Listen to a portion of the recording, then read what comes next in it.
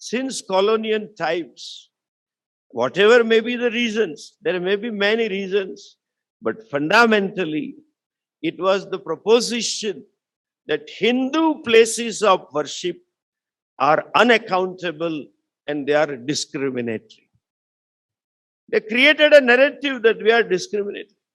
There may be one or two cases or maybe many cases of it, but that doesn't give the state the right to control the temples. What very rightly and aptly said by Justice Venkatachalaya, state's job is to regulate, not control the places of worship. And we are so unfortunate, even in India, other than Hindu religious places of worship, belonging to other religions, they are neither managed nor controlled nor even regulated. And the very proposition that there is unaccountability and discrimination is more glaring in government management.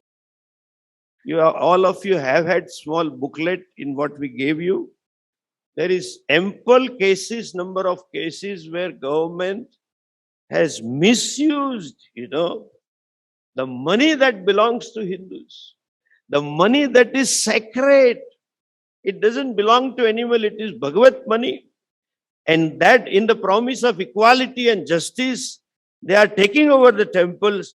But then, these devotees' money which are given with the bhava are misused and often for purposes other than Hindu's purpose. A devotee when gives a money, it implies that it is for Hindu. Our plea in the case is Hindu money for Hindu cause. We want our money back. We want it to be used only for the Hindu causes. It is against the very principle of charity. And that is the plea with which we are working on the case. And as Justice Venkatachalaya said, we want to evolve the way forward. Therefore, we have a brainstorming exercise.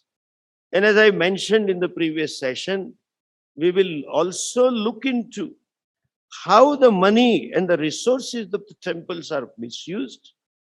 What are its implications? Already taken place for a couple of centuries on Hindu society, Hindu Dharma and Hindu culture. And I see a very bright future that once we have these resources, we can rejuvenate, we can re-empower, and we can hold our Dharma and culture more strongly than ever. We don't need government support. We have capabilities to manage our efforts. Hindus have Shraddhas. Hindus have resources to give for Dharma and culture and Rashtra. We will protect the Rashtra. And because of not having this control over the temples, and because of the policies, either out of ignorance or out of political ideologies or political compulsion, whatever it may be, they have been systematically destroying the culture, systematically destroying the religion, and systematically thereby destroying Rashtra. Bharat Matas can be there, survive, only when culture and Dharma survives. It is its prana. You cannot have Bharat without culture, Hindu culture and Hindu religion. And we are working on this particular project. I solicit support of all those legal luminaries who are here.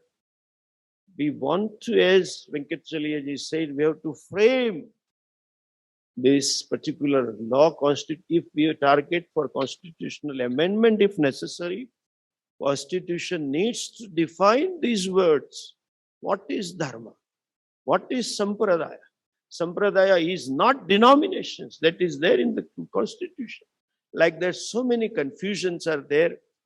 And some of the judgments, we have listed the judgments. Some of the learned judges not having proper exposure to Sanskrit language and not having proper exposure to the vision of the Shastras, I find that some of the judgments are very, very detrimental and contradictory to Hindu vision way, vision and way of life. That also we need to challenge